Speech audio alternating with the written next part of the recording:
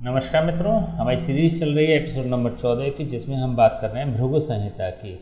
भृगु संहिता के अंतर्गत आज हम बात करने जा रहे हैं वृष लग्न के चतुर्थ भाव में यदि सूर्य स्थित हो तो उसके क्या फलादेश होंगे। वृष लग्न मतलब प्रथम भाव में 2 नंबर लिखा होता है तो इसको वृष लग्न कहते हैं। वृष लग्न में सूर्य चतुर्थ भाव का स्वामी होता है और चतुर्थ भाव का स्वामी होकर यह जब अपने ही भाव में चतुर्थ भाव में बैठता है तो चतुर्थ भाव के जितने भी कंटेंट्स हैं उसको पॉजिटिविटी प्रदान करने वाला होगा। कोई भी ग्रह जब अपने भाव में बैठता है तो उसका नुकसान नहीं करता, ये एक सामान्य नियम है ज्योतिष का। तो सूर्य जब चतुर्थ भाव में बैठेगा तो चतुर्थ भाव से संबंधित जितने भी गुण हैं, भवन, मकान, सुख, सांसारिक सुख, भौतिक सुख, माता से संबंधित जो कंटेंट्स हैं उन सभी में ये सकारात्मक फल प्रदान करने वाला होगा, सकारात्मकता प्रदान करेगा। व्यक्ति को वाहन का सुख मिलेगा, भूमि का सुख मिलेगा, मकान का सुख मिलेगा, भौतिक सुख मिलेंगे, सांसारिक सुख मिलेंगे।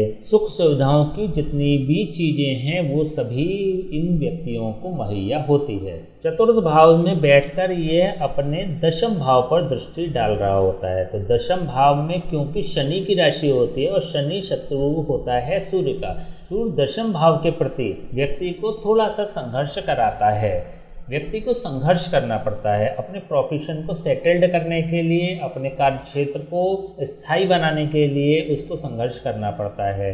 सहज में उपलब्ध नहीं होता, व्यक्ति को मेहनत बहुत करनी पड़ती है जिससे कि उसको प्राप्ति होती है। नवम भाव, दशम भाव और लग्न भाव, इन तीनों भावों का कारक होता है सूर्य। अब यदि नवम भाव के सापेक्ष देखें तो सूर्य अपने से अष्टम भाव में स्थित है।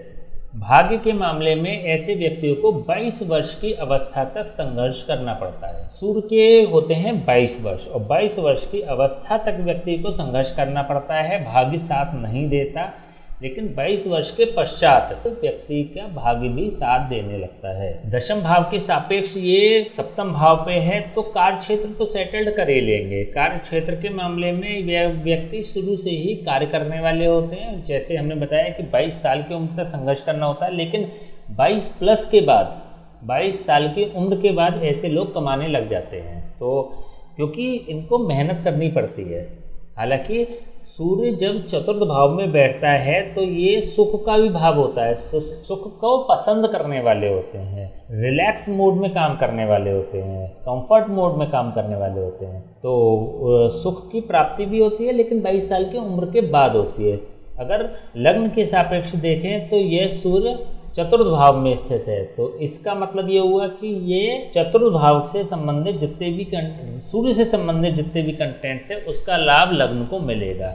जैसे नाम, प्रतिष्ठा, सम्मान, प्रभाव इत्यादि का लाभ व्यक्ति को मिलेगा। प्रभावशाली व्यक्तित्व होते हैं, नाम, शोहरत, प्रतिष्ठा भी होती है और शासनात्मक प्रवृत्ति होती है, तो इनके सबऑर्डिनेट भी होते हैं, इनके अंडर में काम करने वाले भी लोग होते हैं। जैसे वर्किंग की अगर हम बात करें तो इनको शासनात्मक रूल्ड करना होता है।